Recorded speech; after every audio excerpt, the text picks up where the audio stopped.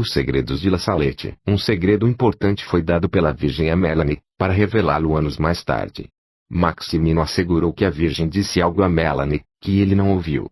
Esse segredo, no entanto, não está incluído na aprovação dada pela Igreja à aparição, pois foi divulgado posteriormente. O segredo somente foi publicado em sua totalidade em uma brochura, em Leite, no ano de 1879. Ao Papa da época, Pio IX. O texto do segredo foi entregue em 18 de julho de 1851. Seguem-se as palavras de Nossa Senhora ditas a Melanie em 19 de setembro de 1846. Melanie, o que eu te vou dizer agora não será um segredo para sempre. Tu podes publicá-lo em 1858. Os sacerdotes, ministros de meu filho, os sacerdotes, por causa da sua vida má, pelas suas irreverências e pela sua impiedade ao celebrar os santos mistérios, pelo amor ao dinheiro, o amor às honras e aos prazeres, os sacerdotes converteram-se em cloacas de impureza. Sim, os sacerdotes provocam a vingança e a vingança pende sobre suas cabeças. Ai dos sacerdotes e pessoas consagradas a Deus que pelas suas infidelidades e más vidas crucificam o meu filho de novo. Os pecados das pessoas consagradas a Deus clamam ao céu e atraem vingança. E eis que a vingança está às suas portas, porque já não se encontra ninguém para implorar misericórdia e perdão para o povo. Já não há almas generosas, já não há ninguém digno de oferecer a vítima sem mancha ao Eterno, pelo mundo. Deus vai castigar de uma maneira sem precedentes. Ai dos habitantes da terra. Deus vai esgotar a sua cólera e ninguém poderá fugir a tantos males juntos. Os chefes, os condutores do povo de Deus, descuraram a oração e a penitência, e o demônio obscureceu as suas inteligências. Tornaram-se naquelas estrelas errantes, que a antiga serpente arrastará com a sua cauda para os fazer perecer. Deus permitirá que a antiga serpente ponha divisões entre os soberanos, em todas as sociedades e em todas as famílias. A humanidade sofrerá apenas físicas e morais.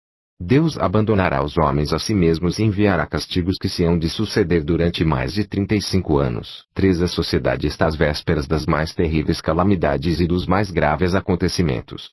Deverá esperar vir a ser governada com vara de ferro e beber o cálice da cólera de Deus. Que o vigário de meu filho, o sumo pontífice Pio IX, não saia de Roma depois de 1859, mas que seja firme e generoso, que combata com as armas da fé e do amor. Eu estarei com ele. Que desconfia de Napoleão III, o seu coração é falso, e quando ele quiser ser, ao mesmo tempo, Papa e Imperador, Deus se retirará dele. Ele é aquela águia que, querendo sempre subir mais alto, cairá sobre a espada de que se queria servir para obrigar os povos à submissão. A Itália será castigada pela sua ambição, por querer sacudir o jugo do Senhor dos Senhores, também ela será entregue à guerra. O sangue correrá por todos os lados, as igrejas serão fechadas ou profanadas, os sacerdotes e religiosos serão perseguidos, irão fazê-los morrer, e morrer de morte cruel. Muitos abandonarão a fé, e o número de sacerdotes e religiosos que apostatarão da religião verdadeira será grande. Entre estes haverá até mesmo bispos. Que o Papa se acautele contra os fazedores de milagres, porque chegou o tempo em que se hão de operar os mais espantosos prodígios na terra e no ar. No ano de 1864, serão libertados do inferno Lúcifer com um grande número de demônios. Eles abolirão a fé pouco a pouco, mesmo nas pessoas consagradas a Deus. Irão cegá-las de tal forma que, salvo se elas forem abençoadas por uma graça especial, essas pessoas assimilarão o espírito desses anjos maus.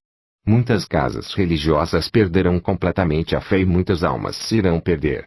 Os livros maus abundarão na terra e os espíritos das trevas espalharão, por toda a parte, um relaxamento universal por tudo o que seja serviço de Deus, e terão um enorme poder sobre a natureza.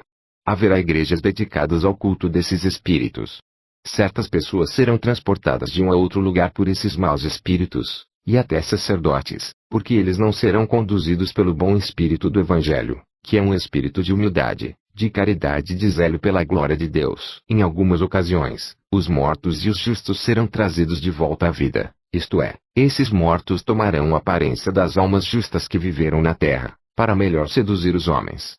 Esses ditos mortos ressuscitados não serão mais do que o demônio sob as suas figuras, e pregarão outro evangelho, contrário ao do verdadeiro Jesus Cristo, negando quer a existência do céu, quer ainda a existência das almas dos condenados. Todas essas almas aparecerão como que unidas aos seus corpos.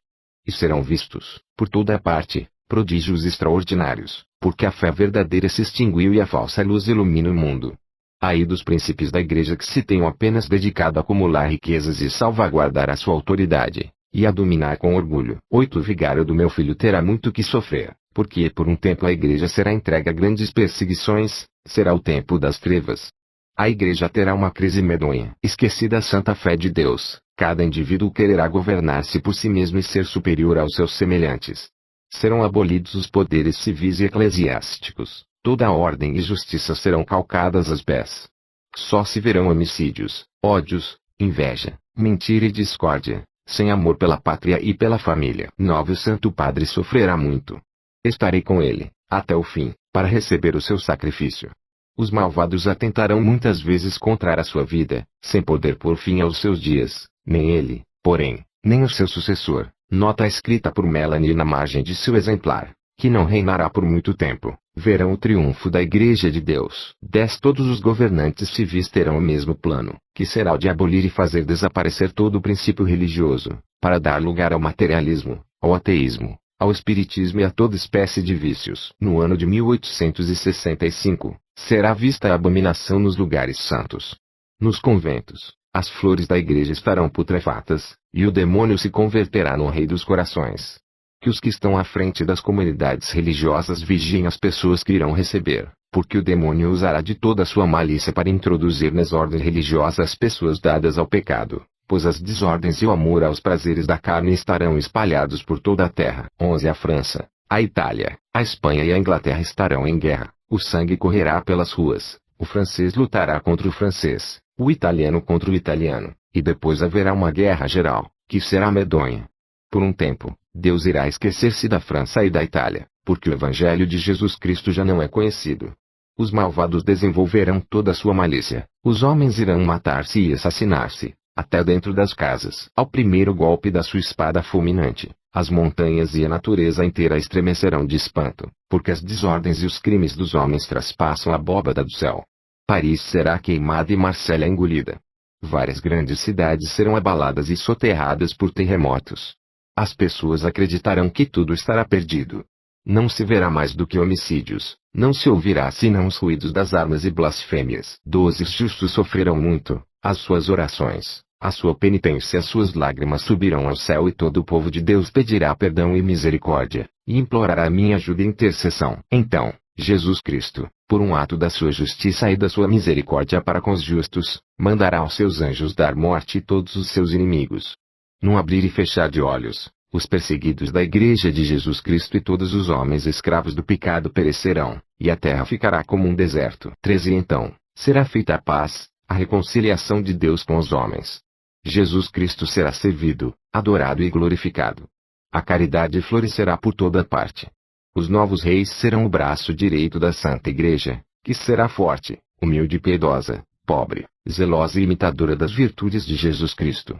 O Evangelho será pregado por toda a parte e os homens farão grandes progressos na fé, porque haverá unidade entre os obreiros de Jesus Cristo e porque os homens viverão no temor de Deus. 14. Essa paz entre os homens não será longa. 25 anos de abundantes colheitas farão esquecer que os pecados dos homens são a causa de todos os males que sucedem à terra. Um precursor do Anticristo, com um exército composto de muitas nações, combaterá o verdadeiro Cristo, o único Salvador do mundo. Derramará muito sangue e pretenderá aniquilar o culto de Deus, para que se considere a ele como Deus. 15. A terra será castigada com toda a espécie de pragas, além da peste e da fome, que serão gerais. Haverá guerras, até a última, que será feita, então, pelos 10 reis aliados do Anticristo, que terão, todos, o mesmo desígnio, e serão os únicos a governar o mundo. Nota de rodapé. Situação prefigurada na atualidade, segundo o parágrafo 10. Antes que isso aconteça, haverá no mundo uma espécie de falsa paz. Não se pensará senão em divertimentos. Os malvados se irão entregar a todo o gênero de pecados. Porém, os filhos da Santa Igreja, os filhos da fé, os meus verdadeiros imitadores, crescerão no amor de Deus e nas virtudes que me são mais queridas. Ditosas as almas humildes, dirigidas pelo Espírito Santo. Eu combaterei com elas, até chegarem à plenitude dos tempos. 16. A natureza clama por vingança contra os homens e treme de medo à espera do que deve acontecer à terra, empapada de crimes. Tremei, ó terra, e vós que fazeis profissão de servir a Jesus Cristo e que, Dentro de vós, adorai-vos a vós mesmos. Tremei, porque Deus vos vai entregar ao seu inimigo, porque os lugares santos estão na corrupção, muitos conventos já não são casas de Deus, mas pastos e asmodeus dos seus. Será durante este tempo que nascerá o anticristo, de uma religiosa hebraica, de uma falsa virgem, que terá comunicação com a antiga serpente, o mestre da impureza. O seu pai será bispo. Nota de rodapé: existe um grau maçônico de bispo. Em seu nascimento, vomitará blasfêmias, terá dentes, numa palavra, será uma encarnação do diabo. Soltará gritos medonhos, fará prodígios e só se alimentará de impurezas. Terá irmãos que, embora não sendo como ele diabos encarnados, serão filhos do mal. Aos 12 anos, chamarão atenção sobre si mesmos pelas rudes vitórias que alcançarão. Bem depressa, irão colocar-se à frente de grandes exércitos, assistidos por legiões do inferno. 17 As estações mudarão. A terra somente produzirá frutos maus. Os astros perderão os seus movimentos regulares. A lua só refletirá uma débil luz avermelhada. A água e o fogo imprimirão ao globo terrestre movimentos convulsivos e horríveis terremotos, que tragarão montanhas e cidades inteiras. Roma perderá a fé e se converterá na sede do anticristo. 18 Os demônios do ar, junto com o anticristo, farão grandes prodígios na terra e nos ares, e os homens se irão perverter cada vez mais. Deus cuidará dos seus fiéis servidores e dos homens de boa vontade. O evangelho será pregado por toda a parte e todos os povos e todas as nações conhecerão a verdade. 19 Eu dirijo um urgente apelo à terra. Chamo os verdadeiros discípulos do Deus vivo, que reina nos céus. Chamo os verdadeiros imitadores de Cristo feito homem, o único e verdadeiro Salvador dos homens. Chamo os meus filhos, os meus verdadeiros devotos, os que se deram a mim, para que os conduza ao meu divino Filho, aqueles que eu levo, por assim dizer, nos meus braços. Chamo os que viveram do meu espírito. Chamo, enfim, os apóstolos dos últimos tempos, os fiéis discípulos de Jesus Cristo, que viveram no desprezo do mundo e de si próprios, na pobreza e na humildade, no desprezo e no silêncio, na oração e na mortificação, na castidade e na união com Deus, no sofrimento, e desconhecidos do mundo. Já é hora de saírem e virem iluminar a terra. E de mostrai-vos como meus filhos queridos. Estou convosco e em vós, desde que a vossa fé seja a luz que vos ilumine nesses dias de infortúnio. Que o vosso zelo vos torne como que famintos da glória e da honra de Jesus Cristo. Combatei, filhos da luz, vós, pequeno número que ainda tendes vista, porque chegou o tempo dos tempos, o fim dos fins. 20 A igreja será eclipsada, o mundo estará em aflição.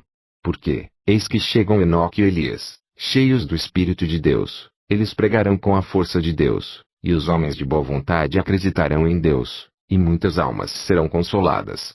Farão grandes progressos pela virtude do Espírito Santo e condenarão os erros diabólicos do anticristo. Ai dos habitantes da terra! Virão guerras sangrentas e fome, pestes e enfermidades contagiosas, chuvas de uma terrível saraivada de animais, que abalarão cidades, terremotos que engolirão países, vozes serão ouvidas no ar, os homens baterão com a cabeça nos muros, pedirão a morte e, por outro lado, a morte será o seu suplício. O sangue correrá por toda parte. Quem poderá vencer se Deus não diminuir o tempo da prova? Pelo sangue, as lágrimas e as orações dos justos, Deus se deixará aplacar. Enoque e Elias serão martirizados. Roma, pagã, desaparecerá. Cairá fogo do céu e consumirá 3 cidades. Todo o universo será presa de terror e muitos se deixarão seduzir, porque não adoraram o verdadeiro Cristo, que vivia entre eles. Chegou o tempo, o sol está escurecendo, sua fé sobreviverá. 21 Eis o tempo, abre-se o abismo. Eis o rei dos reis das trevas. Eis a besta com os seus súditos, dizendo-se o salvador do mundo. Irá elevar-se com soberba, pelos ares, para subir até o céu, será precipitado pelo sopro de São Miguel Arcanjo. Cairá, e a terra, que há 3 dias encontrava-se em contínuas evoluções, abrirá o seu seio, cheio de fogo, e ele será precipitado, para sempre, com todos os seus, nos abismos eternos do inferno. Então, a água e o fogo purificarão a terra e consumirão todas as obras do orgulho dos homens, e tudo será renovado, Deus será servido e glorificado.